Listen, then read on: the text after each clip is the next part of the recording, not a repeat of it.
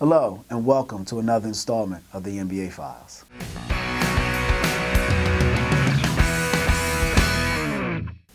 Hello, everybody, and welcome to another installment of the NBA Files. Joining me, as always, is co-host of the BS Line and associate editor of Liberty Ballers, Roy Burton, and I'm Kwame Fisher-Jones. And today, we're going to start off talking a little Golden State Warriors. Yes. Obviously, we're all engulfed by the NBA Finals, and the Warriors have looked strong. But there was a little buzz that came out in the most recent game, and something that's carried over through jump shooters, yes. which the Warriors tend to be. Yes. A small, frail team, and it's physical play. Now, before I get into my question about should teams copy the Warriors' style of play, do you think the physical play is going to stifle the Warriors, not just for this NBA Finals, but going forward? I think so. I think we're seeing the blueprint finally on how to slow the Warriors down a little bit. Interesting. Blueprint, huh? The blueprint. And you know, it goes back, Oscar Robertson dropped it a couple of months ago. Like, you get physical with the Warriors, run those guys off screens, make them work on the baseline, get a little, bump them around a little bit. When shooters are off their rhythm, you can see the effects of it, and you can see Steph Curry. Take their legs out of them. You see Steph Curry's a little bit off his rhythm so far. Okay, let me jump in there. First of all, I love Oscar Robertson. Everyone knows I love the big O. He's the best. But there is no more angrier. Oh yeah, he's an NBA angry man. player, He's an angry and not man. angry black man. No, He's an angry NBA player Yes. than Oscar Robertson. There's some truth to that, but how much does 73 wins play a role in that? A lot. Over that physical absolutely. play. Oh, absolutely. But they've been a little tired. Right. But I'm saying, like, we haven't seen a team do this, like, to the Warriors like this in 3 straight games, like the Cavs did in the beginning of the series. Well, I think the Cavs. Here's my take on it, and we don't get into game by game analysis, but here's my take on it. I just think the Cavs made shots. I think when it's all said and done, they made a lineup change, which kind of caught the Warriors off guard, and they made shots. Yeah, but you see Curry running, getting bumped when he runs off screens. You see the first play of Game 3, they called a play for J.R. Smith, had him running off 2 screens, had Curry chasing him all around the court. When do you ever see a play call for J.R. Smith? And 2, Steph Curry running around and running through screens, weaving through screens to cover his man. Full disclosure, you don't call plays for J.R. Smith because he never runs the play. Exactly. He's supposed to run off screens. He sits at the top of the wing and shoots 3. Exactly. They did isolate Curry a little bit, but let's, the whole, and we're going to combine the topic here. The whole Curry struggling in the NBA Finals, he played the Cavs 9 times. And I believe in 4 of those games, I had the numbers in front of 4 of those games, he shot over 50%. One game, I believe he dropped a 37 burger on him. These 3 games are the most important game, more important than any game you ever played the Cavs for, like, since then. But they had a blowout in game 1. He's averaging 16 points a game. Because they had a blowout in game 1, he only needed to play 9 minutes. He scored 2 points a game in the first half of game 3. If LeBron did this, do you know what the reaction would be? It's different for LeBron. It's different for LeBron. As much as I love LeBron, LeBron is a transcendent generational star. Okay. Curry's a really good player. Curry's a 2-time MVP. Scored 2 points in the first half of an NBA Finals game, and you hear nothing about it. Crickets. Well, because if you look at basketball in totality, you know what Steph Curry is and you know what LeBron James is. You look at a guy like LeBron James who's a physical defender, who is a guy who plays the ball, doesn't gamble, doesn't get a lot of steals, gets a hand up, does everything disciplined. You look at a guy that plays basketball the way you coach basketball. That's who you want to be. And then you see a guy, Steph Curry, come across, he's holding the ball too long at times. He takes shots in different area codes, different arenas, and they go in, so everyone loves him. Right. But, that's not how you coach basketball. Right. So when Steph Curry struggles, it's kind of to be expected. It's like you knew it was going to happen. Eventually, the shots from half court ain't always going to fall. Right. But when LeBron struggles, it's like, come on, man. People assume it's effort because the things that he does, you don't see a lot. They don't get you don't see them in the, they can't get charted in the box scores and things like that. So I don't think the physical play has a role in it. I think what the Warriors are doing right now is just natural fatigue. 73 wins, back-to-back NBA Finals, going back into Cleveland where there's nothing to do. It's kind of like going into Utah where there's nothing to do, but die. So they're getting that. I don't think Cleveland was that physical. I think the lineup change played a major When the role. Warriors themselves, though, said that Steve Kerr said that we played soft. They're gassing them. Draymond Green said we got bullied. Yeah, we got punked. Okay. They're gassing them up. Yeah, they're not gassing the Cavs. They're telling themselves up. Okay. They're pounding themselves up. Andrew Bogut also sent Kevin Love a little kiss on the cheek. Don't be mad at Kevin Love. He's playing hard. He's not soft. It's all game. It's all game. We'll take a quick break. When we come back on the other side, I want to jump into this whole Curry struggling thing that you tapped on because it's kind of driving me crazy. NBA Files.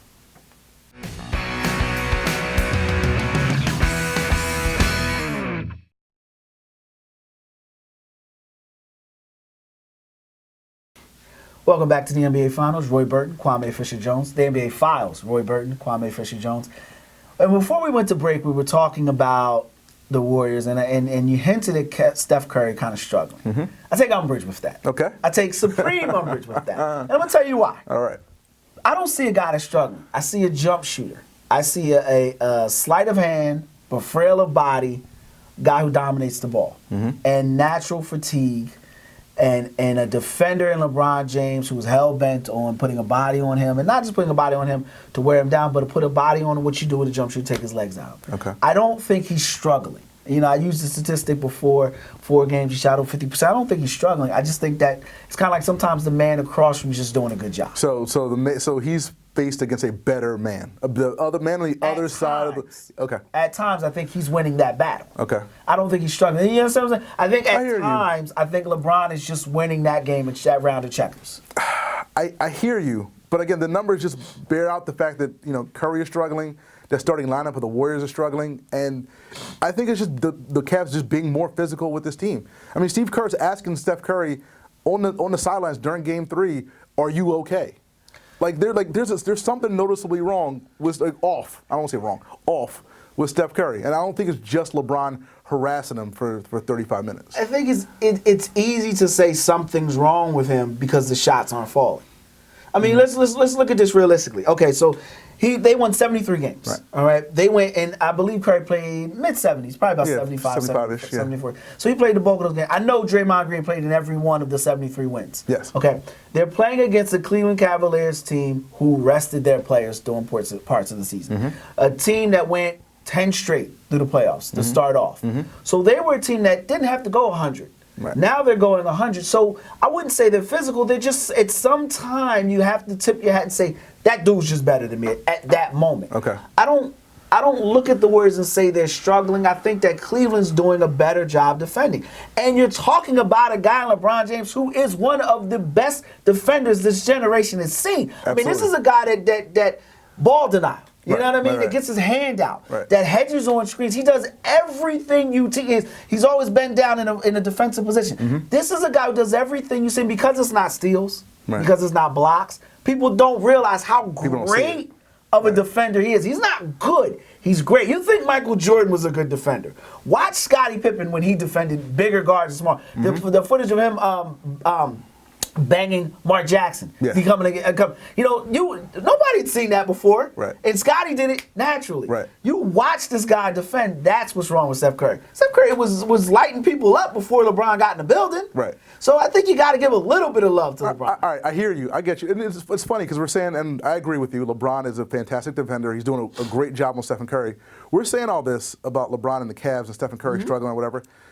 The Golden State Warriors are still in control of the series. Yes. They're still in control of the series. Yes. Like, if we had to put money down on the series, it's still on the Golden State Warriors.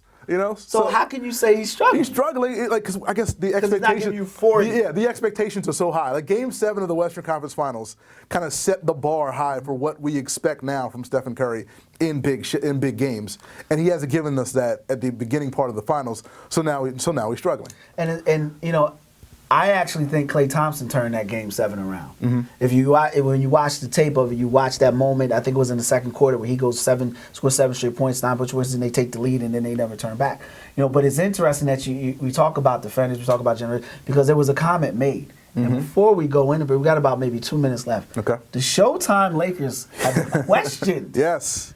a team that went to 5 straight and won 5 championships.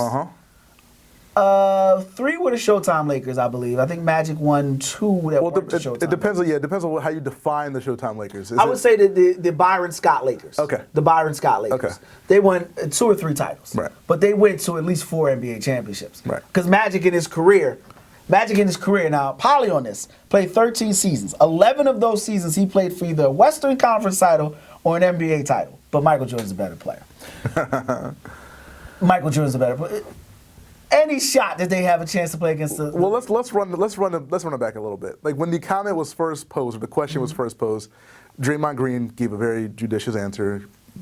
basically kind of blew the question off. And Klay Thompson, tongue-in-cheek, took a kind of shot at his dad. I don't think it was tongue-in-cheek. Okay. We're going to take it back. We're Okay. going to hold on to it. All There's right. a lot of truth said in jest. NBA Files.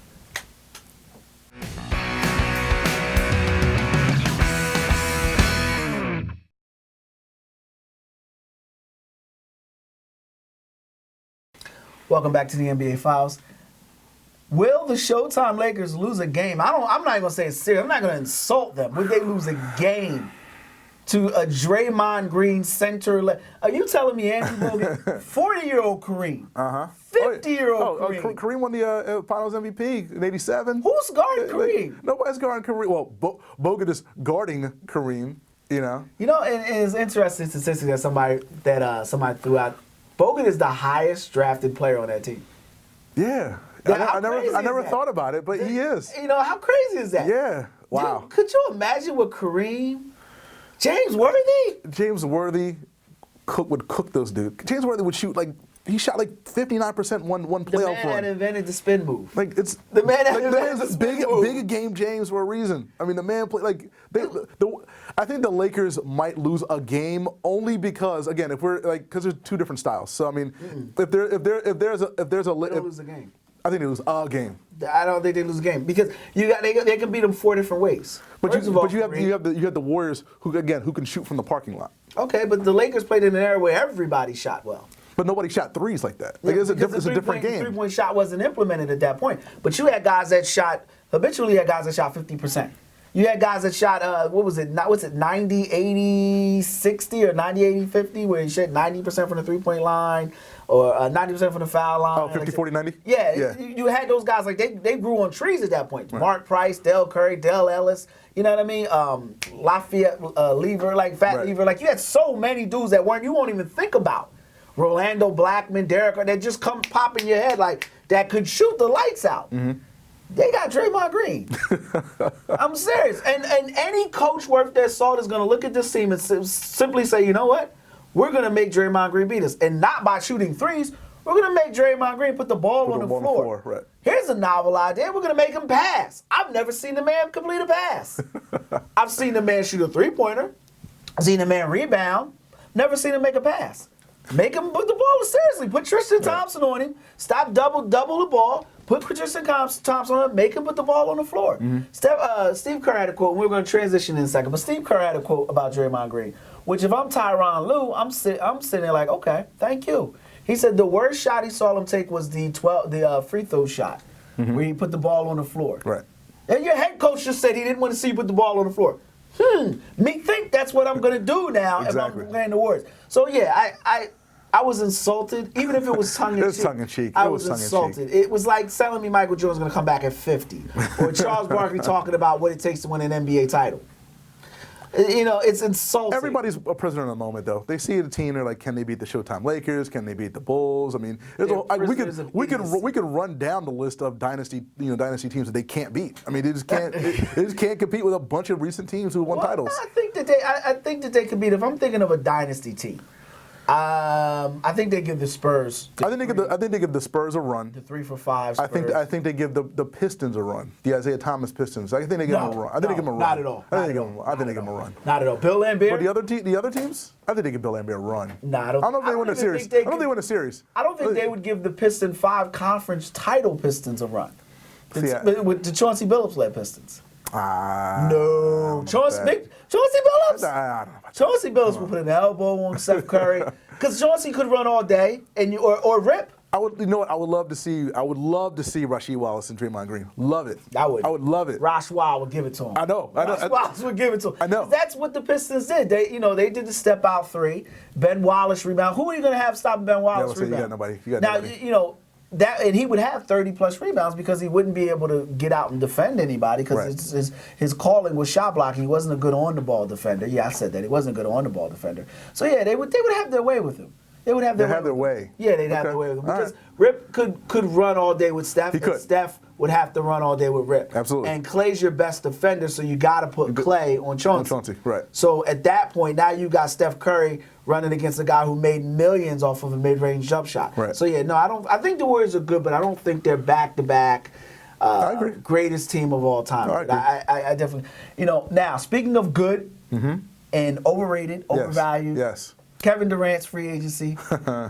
And It all comes back to Kevin Durant. Cavaliers regretting bringing in Kevin Peanut Brittle Love. I think the thing with Kevin Love is you don't regret. Well, Take a minute. Gather your thoughts. Okay. We're going to come back because I think you want to say they're regretting it. NBA Files.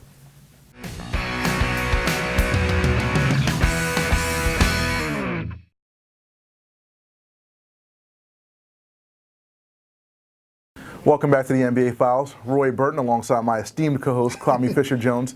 And before the break, he asked me, do the Cavaliers regret bringing in Kevin Love? My answer to that is this. LeBron James engineered all of this. He is the GM of all of this. He may not have come to Cleveland if you didn't make this happen, if you didn't bow to his wishes. So do they regret bringing in Kevin Love?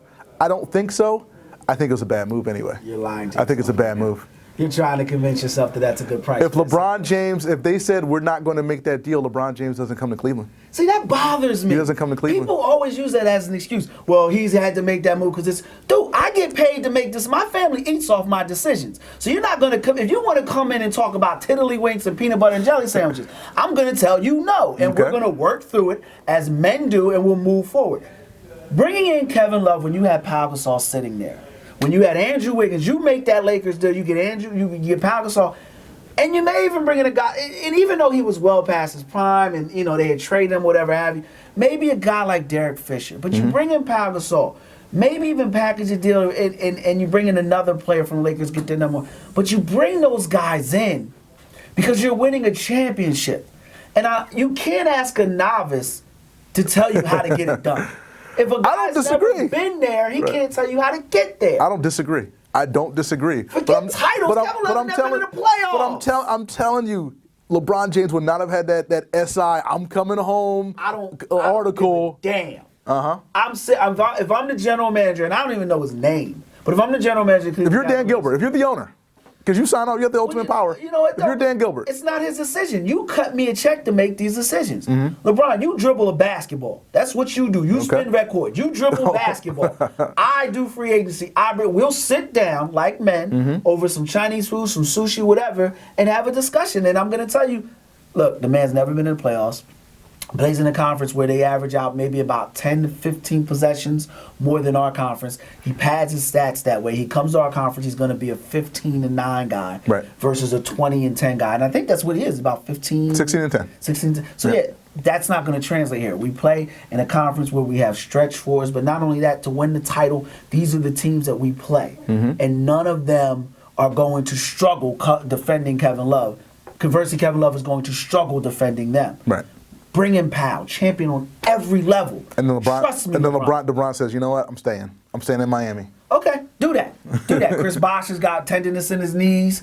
Dwayne Wade is 99 years old. Let's see how that works out. Because on the back, you know what I have on the backdrop? I've got Andrew. You got Andrew Wiggins, right? You know what I mean? I've got young team ready to go. I don't need to make the deal. You need me more than I need you because you're old and decrepit. You're in gold. Seriously, he's in Golden Girl range. Right. So if he doesn't come to Cleveland, he's in Miami. Miami just got smoked by Toronto. No disrespect, love Dwayne Casey. They just got lost. They lost to Toronto. They're holding on hope that Dragic. I can't. Goran Dragic. Yeah. I'm stuttering. Justice Winslow. They can't even. They're talking about trading Justice Winslow because they want to win now. So Dragic is their go-to guy. We don't know what's going on with Bosh. There's rumors he will retire. There's rumors he won't retire. Sounds to me like he's looking for some sort of answer to maybe say he's not going to retire. Right. LeBron knows that. He wants to come home.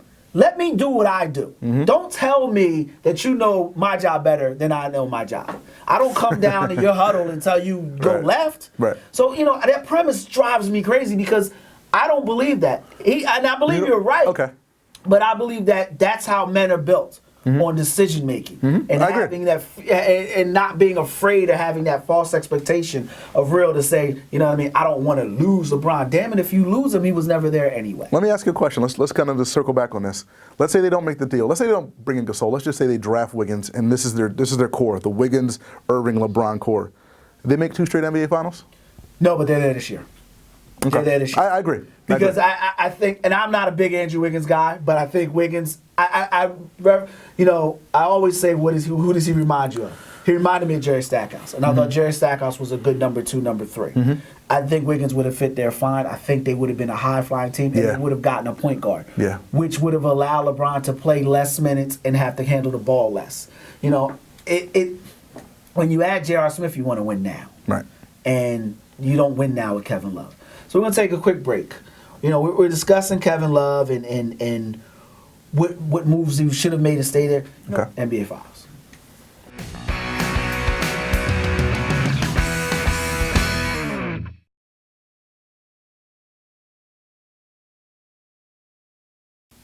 Welcome back to the NBA Files. Roy Burton, Kwame Fisher-Jones. Now, Roy, you threw a great question out. And you asked me if they don't make the deal and they stay with what they have in Wiggins and Kyrie Peanut Brittle Irving, do they make it to the NBA Finals? And I said yes. Not last year, but this year. One of the things you hear a lot about, and Phil Jackson referenced this earlier this week, about LeBron James being a leader and Michael Jordan led. And there's this perception that there's only one way to lead. So I'm going to ask you first before I go into, do you think LeBron James is a weak leader? What's your opinions on LeBron James' leadership skills? I'll go that way. You know, when you threw this out there in our little pre-show discussion, you know, I thought this question's insane. Like, I thought it was a crazy question, and I thought about it. And the thing is, when I think of a leader, I think of a guy who makes other players better. And I think by that definition, I think there's multiple definitions of a leader, but that's my definition that I go by. I don't know if LeBron makes other players better. Really? I don't know if he makes other players better. Did you see Cleveland before your time? I think players, I think there's a different way to lead. I think players are scared to disappoint LeBron. I think it's a little bit of a difference. So maybe he leads by fear. I think he leads by fear, which is not what I typically think. When I think leader, I don't think of a leader as someone who leads by fear. Michael Jordan did it for his entire career. Yeah, well, I know, I get it. But when I think leader, I think Magic. Like, Magic didn't lead by fear. He made guys around him better. Like, I don't think James Worthy wasn't scared to upset Magic Johnson. Meanwhile, Steve Kerr and B.J. Armstrong and Craig Hodges and all those guys were scared to upset Michael Jordan. The same way Kyrie Irving is probably scared to upset LeBron James. So I think it's a little bit different. You know, you stole my thunder a little bit with Magic, because that's one of the reasons why I always say if I'm picking a basketball player, Magic Johnson's my first pick, Bill Russell's my second, because I feel like I can fill in the scoring. I'm going to step out of the NBA realm. And I'm going to go to the NFL. Because there's a Tony Dungy, I believe, is an exceptional head coach. Absolutely. Bill Parcells, I also believe, is an exceptional head coach. And two different styles. But people gravitate to Bill Parcells' cursing and yelling and screaming. And in some cases belittling, although I think he does more building up than he does tearing down. But we highlight the belittling. Where Tony Dungy is much more soft-spoken, kind of the President Obama style of talking to you eye to eye and appealing to your sensibility versus your fear or trepidation. When I see LeBron James, you said you think people are afraid to disappoint him. I think that disappointment comes from a fear of being ousted out of his circle. Agreed. Whereas with Jordan, it could have been the fear of him throwing up those hands. Or with Magic, it could have been the fear of not going to the club with him afterwards. And then, the fear of not having the spoils of victory. You know, with Kareem, it could have been the fear of him never talking to you. So I think there's always this sense of fear in any way you lead. I think LeBron is a strong leader because I think what he does is he gets players to believe in him and the system that he does, the system that he works. Like, we hear Dwayne Wade say, gives credit, oh, well, he backed off and said this is LeBron's team. No, LeBron convinced Dwayne Wade that follow me will get you there. Without having to scream, follow me, we don't, you know what I mean, without having to do that. I'm the bad, King Kong, none of that. It's like King Kong ain't got nothing on me. He didn't need to do that. And that's why I think he's a great leader. It bothers me when Phil Jackson questions his leadership abilities. And it bothers me when other champions question other champions. It's one thing to say we're better than them. But it's another thing when you question their personality or personally. Yeah, I think people want to impose, their will and their belief system on other people. So just because LeBron doesn't lead the same way as a Magic doesn't make him a bad leader. It just makes him a different kind of leader. But I still think he motivates by fear more than anything else. I think he motivates by inclusion. If you do what you're going to do, You'll be in the commercial. You're part of the clique. Exactly. Okay. And it's kind of like a Mean Girl. It's Mean Girls. It's high schoolers. Yeah, it's cool. And you got a guy that was a high school prodigy, right, but is still developing personality skills. But it's insane to question. And the reason why I took umbrage was because it's Phil Jackson. Mm-hmm. He could only work with one type of personality, that alpha male. Right. Sure, because he could convince that alpha male, like, I believe in you, I love you, love me, hold me. You know what I mean? But he couldn't get him. He couldn't motivate a Pau Gasol. Mm-hmm. Pau Gasol was self-motivated. Right. And so when you question LeBron's leadership, I think you're questioning a lot of things. And that's why Phil Jackson sucks as a general manager. So we come back. Speaking of general managers, when we come back on the other side, we're going to talk about another insane comment from John Calipari, the NBA Files.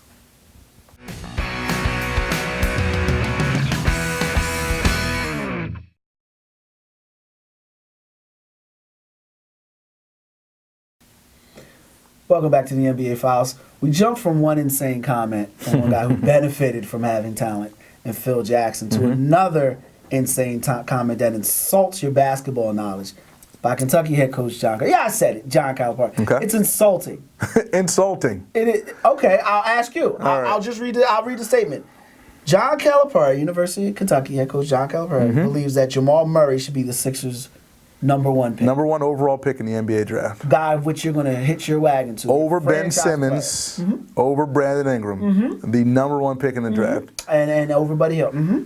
That's not insulting to you. John Calipari, as you said, is what? The head coach of the University of Kentucky? Yes. Jamal Murray matriculated at the University of Kentucky. Okay. John Calipari making a case for his guy. I don't see anything wrong with it. Negative. And we talked about this, and I'm going to use the same analogy. You can be married to a woman, and you can love your woman dearly, but you know good damn well that she's not #1 at the top prize at the fair. You know good damn well she's not Halle Berry. You know good damn well she's not Jane Kennedy. But you can still love her, but you know she's not better than the other ones out there. So he knows good damn well that Jamal Murray, if there was any type of talent in this draft, wouldn't even be a top 10 pick. John Calipari is just trying to build his own resume. He's like, look, I have 4 #1 draft picks. I had Derrick Rose in Memphis. I had Anthony Davis. I had John Wall. I had Karl Anthony Towns. What have any of them done playoff-wise? No, John Calipari's job is to get the best talent he can at the University of Kentucky and to get them the best jobs possible in the NBA. That's his job. That's his job. And which is what he should be drafted. Which is what he's doing with Jamal Murray. He's trying to get Jamal Murray the best possible job in the NBA. Everybody knows he's biased. You never hear. And I'm gonna regurgitate. You didn't hear Bob Knight say take Steve Alford over Michael Jordan. You never heard that. He goes to Michael Jordan for 10 minutes and say, "Yo, draft this dude. Draft this dude. I don't know who's on my team, but draft this dude." It's one thing to say, or prefaces. Say, you know what? I love my guy, so I'm partial to my guy. I think he should go #1. So everyone says, "Oh, he's building this guy up." But you know that. But no. I don't know that. Okay. I think John Calipari really believes that this dude, and I went back and I said, you know what? Maybe I'm missing something. Maybe I'm lost. So I went back and watched. I even went to his highlights. Okay. I gave him the benefit of the doubt, which you never do with a point guard. You Right. never go to point guard. I didn't see a top 10 player. He's a top 10 player. Yeah, because there's not a lot of talent in this draft. He's a top 10 player. top heavy. Yeah, it's a very top heavy draft, and he looked a lot better in the second half of the year when they moved him off the ball and put Tyler Ulis on. Okay, so hold on. So my #1 pick, Yes. the guy that's going to lead my franchise for the next 10 years, looked a lot better in the second half of the season. He did. He looked a lot better. You got to get off of this #1 thing. You got to. That's the pick. Calipari. You're like a car salesman. I'm giving you dude, you got to get off of this $30,000 thing. You got to get off of $30,000. car. It's a good car. No, good car. I don't want good for warranty. $30,000. I don't want good for #1. No, but you know where Calipari is coming from. No, he's coming from Idiotville. He's coming from, I never want to hear your voice again. I never want to hear you talk about it. And the thing is, I like Calipari because Calipari was the guy that was going to take Kobe. Okay. And the agent had to tell him, yo, you take him, he's going overseas. If you had Coach K in this room right now, hooked him up to a lie detector, and asked him about Brandon Ingram, he'd probably say the same thing. No, he wouldn't. Yes, he would. No, he wouldn't. Yes, he Coach would. K was the same man who said, I love Jahlil Okafor. You made me look this up because I knew for a fact he did not say Jahlil Okafor was the best player in the draft. I love Jahlil Okafor.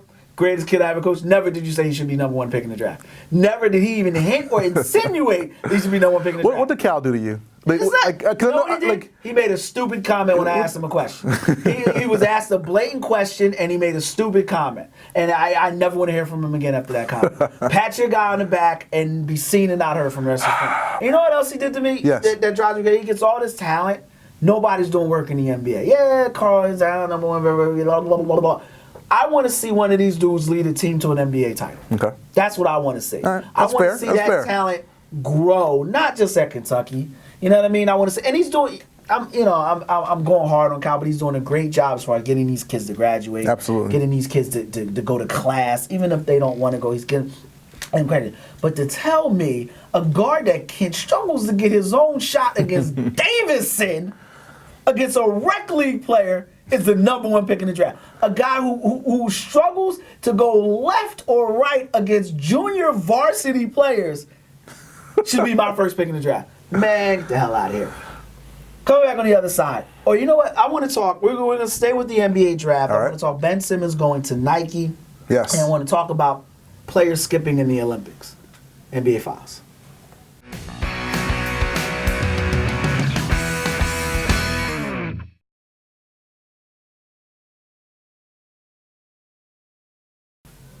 Welcome back to the NBA Files.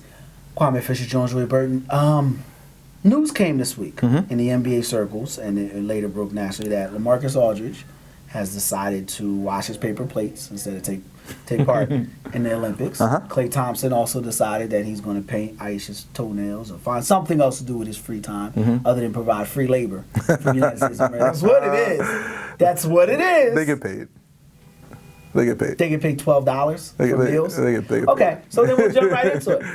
Do you believe NBA players should be obligated, whether it be directly or indirectly, to participate in the Olympics? Obligated? No, not absolutely not. They shouldn't be obligated. Indirectly, they are when an invitation goes out publicly. You don't have to take the invitation. Yeah, that's no obligation. If Jerry Colangelo calls you and asks you to join, that's not an obligation to join the Olympics. Patriotic. You can be called whatever you want. I don't think you're obligated when the invitation goes out. Do you think they should go? I think they should go. Why? I think they should go. It's free labor. They get paid. This is America, Jack. They get paid. Nah, man, I don't get paid when I'm working. Okay. When they win the gold medal, do they they get? get paid. I think it's like either 50 or 100 grand. I forget how much it is. Do they? Yeah, they get paid. 100 grand. Yeah, gold medal winners in any sport get paid like a lot of money. Okay, so they got to win the gold medal. Which they will. Okay. I don't believe it's that much, but even aside from that, doesn't matter. How much money do they make the Olympics? Oh, they make the Olympics a ton of money. So you're giving me 1 skillion tenth. You're getting a gold medal. Like, how many NBA players? So if I saw a dude walking right now on Market Street wearing a gold medal, you'd be like, "Yo, that's a gold medal." Or would you say, "Who is this dodo bird walking down Market Street with a gold medal?" Why are you on? discounting gold medal? Like, how many NBA players have a gold medal? Like 60? I don't care. 70? I don't care. It's one of those questions. How many? I don't care. It doesn't matter. So gold medals do nothing for you. The Olympics do nothing for you. Not 2016. They do nothing for you. When the great Muhammad Ali had a gold medal, salute. When Jesse Owens had a gold medal, salute. Steph Curry winning a gold medal. Charles Barkley's got 2. There's a bigger loser in the NBA. Oh, come on, man. You have the opportunity to represent your country on a national stage. See, that's that stuff. That's that stuff. Okay. That's that stuff. So you have an opportunity to represent your country. Your country on an international stage. Build your brand on an international level, and you're like, nah, I'm good. I don't want to go, man. I'm good. I'm good on that. You're also putting your career on the line, playing against guys who have nothing to lose. I agree with that. Of the dudes that just push buttons in video games, are the most dangerous ones. These guys aren't playing. Carl Towns played street ball the other day. These guys play basketball all the time. They're going to play basketball whether it's in Brazil or whether it's here. But I get the premise of what you're saying, that they're going to go to like the Drew League, and play 1 or 2 games. They're not playing against Dragan Vlahovic from Croatia, who is unathletic, who can't jump on one goal to break you. That's his goal, to break you. They're playing with referees who don't speak English. Playing in a league whose rules are nothing like what they flourished in, in a paint the paint is still a tripod, right? Still trapezoid, yeah. Still trapezoid, trapezoid. This is what you're telling me that this is okay with you. This is fine with me. If I was an NBA player, I would ask to go to the Olympics. Oh, stop! I would ask to go to the Olympics. You're lying. No, right I'm now. not lying. I'm not lying. You're just trying to prove a I'm point. not lying. So you're telling me? Yes. I want to put would raise my hand. $10 million contract on the line. Those guys got insurance. I'm to not. go win. How big is the gold medal? A gold medal. How big is it? You don't even know. You don't even know. He's telling me the gold medal is when you don't even know how big it is. Oh my goodness. You don't even know how big it is. How many NBA guys have gold medals? How many people walking around in period in the United States of America have gold medals? Who has a gold medal? Reggie Miller has a gold medal. How many NBA titles does he have? Look, okay, fine. Kenny Hardaway has a gold medal. How many NBA titles does he have? Fine, okay, Christian Laettner has a gold medal. You want to go down the list? Okay. So it's like putting Joe Dumars and Mitch Richmond in the Hall of Fame. It's nice to have, but there's got to be levels to this thing. I understand. I don't know where this bias is coming from. Maybe you try to get credentialed or something. No, because the IOC is corrupt. I get it. I understand. I think that it's ridiculous. They bought the Olympics. I get it. They're even asked to participate. And if there was one game, like if they said, all right, look, when we get to the gold medal game, we bring in our big guns. But that doesn't work. You can't do that. Ride with that. Why not? You can't just roll. What is it saying? You can't just roll. It's such ridiculous.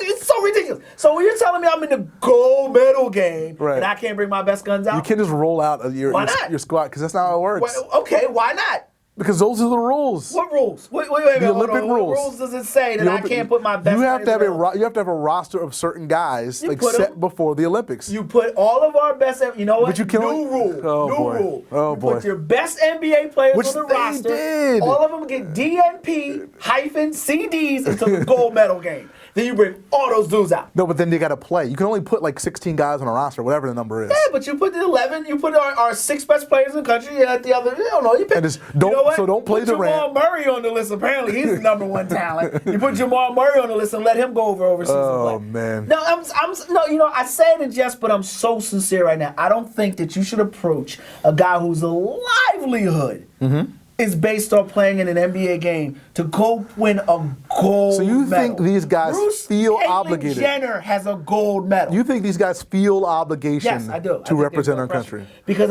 all these guys are bowing out. They don't feel that much pressure. Well, not all of them, but you got guys like Amar, and you got guys that are bowing out that have played, that have kind of earned their keep and had a great season. Okay. So the pressure isn't as mounting. But let's take a guy like, I'll do you one better. Let's say LeBron James says he doesn't want to play in the doesn't want to play in the Olympics. Could you imagine the backlash?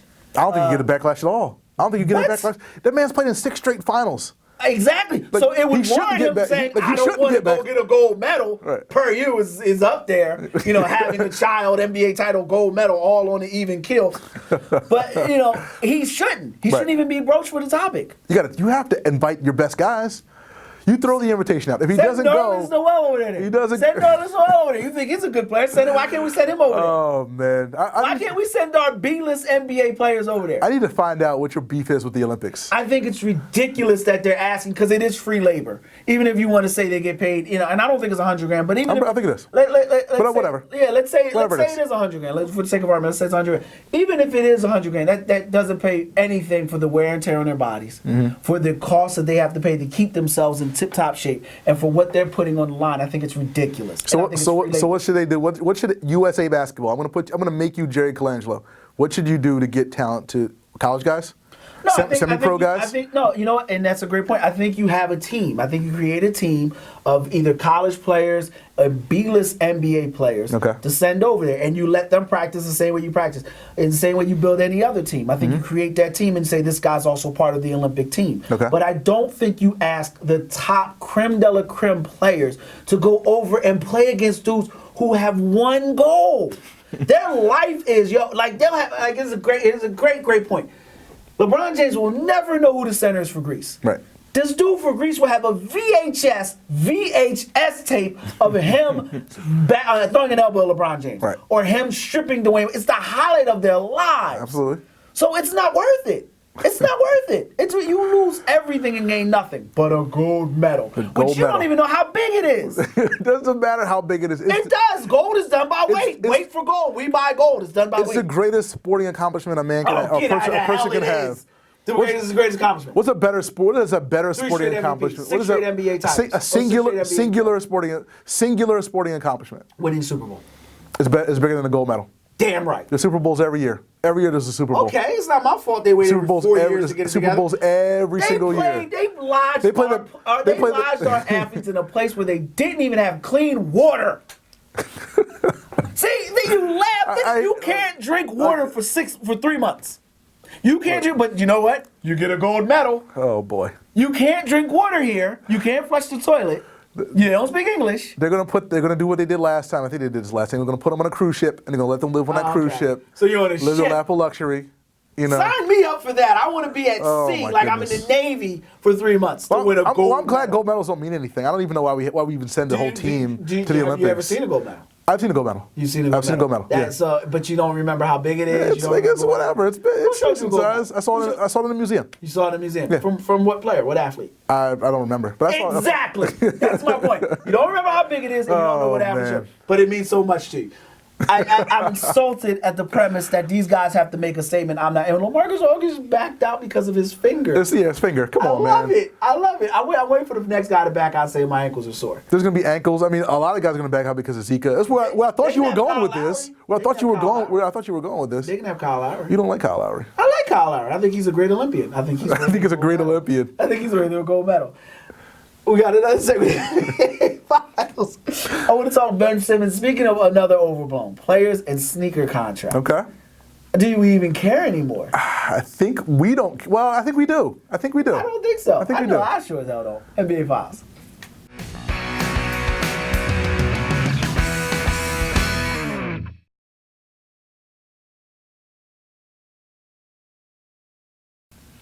Welcome back to the NBA Files. Roy Burton alongside Kwame Fisher-Jones. And this is a very historic occasion here on the NBA Files because we have gone 7 entire days without a new video of Ben Simmons working out without a shirt on. It's a beautiful day. It's a beautiful thing. But here's the thing, seriously, about Ben Simmons.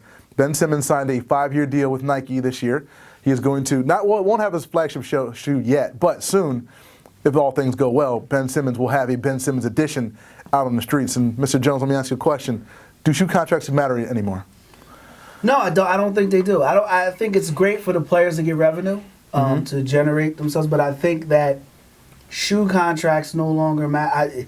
They matter to the person getting the check, but to the public, they don't care. I don't know a guy that has a pair of Steph Curry's. Well, I'll put the numbers out there. Last year during the NBA, the second quarter for Under Armour, sold $153 million worth of shoes in the second quarter. A lot of them were Steph Curry shoes. Mm-hmm. Steph Curry, that matters. Like Steph Curry being on the Under Armour brand moved a lot of units for Under Armour. Somebody cares. Even though those new Steph Currys are ugly as sin, somebody's buying those dad shoes. See, and that's the thing. When you say they care, you want to put context in it. Okay.